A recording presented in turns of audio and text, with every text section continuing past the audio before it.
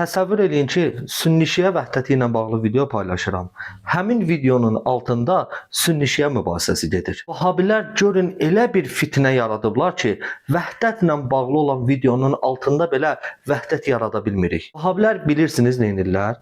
Aramızda olan ortaq nöqtələri kiçildirlər, dəyərsizləşdirirlər, sonra da həmin ixtilafları şirdərək böyüdürlər. O həddə böyüdürlər ki, artıq müsəlmanlar bir-birini rahat şəkildə kafir elan edə bilir, müşrik elan edə bilir. Halbuki bütün bunların Quranın ziddin olduğunu bilirdiniz. Allah Quranın Ali İmran surəsində Peyğəmbərə buyurur ki, ya Peyğəmbər, xristianlarla ortaq bir nöqtə ətrafında birləş. Onları ortaq nöqtə ətrafında birləşməyə dəvət et. Allah müsəlmanlara xristianlarla o qədər ixtilaf olmasına baxmayaraq bir kəlmə ətrafında birləşməsinə əmr edir. Amma Sünni və Şiələrin ki, bu qədər aralarında ortaq cəhət var, birləşməsinə, vəhdət halına gəlməsinə əmr etmir. Allah razıdır müsəlmanlar xristianlarla eyni ortaq nöqtə ətrafında birləşsinlər, ancaq sünnilərlə şiələr eyni ortaq nöqtə ətrafında birləşməsinlər. Başqa bir ayə deyim. Allah Rum surəsində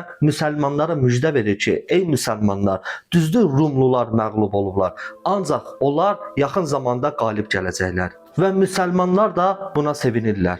Bilirsiniz niyə? Çünki Rum imperiyası Sasani imperiyası ilə müharibə halındaydı. Rumlular xristian idilər, Sasani imperiyası ateşpərəst idi. Rumluların yaxşı pis səmavi bir dinləri var idi. Müsəlmanlar da onların həmin səmavi dinlərinə görə onların qələbə qazanmasını istəyirdilər. Yəni bir sünni üçün şiə xristiandan da aşağıdır, yoxsa əksinə şiə üçün sünni xristiandan aşağıdır. Xristianla ortaq cəhət ətrafında birləşməyimizi əmr edən Allah bizə qardaşımızla birləşməyi, vəhdət halında olmağı əmr etməz.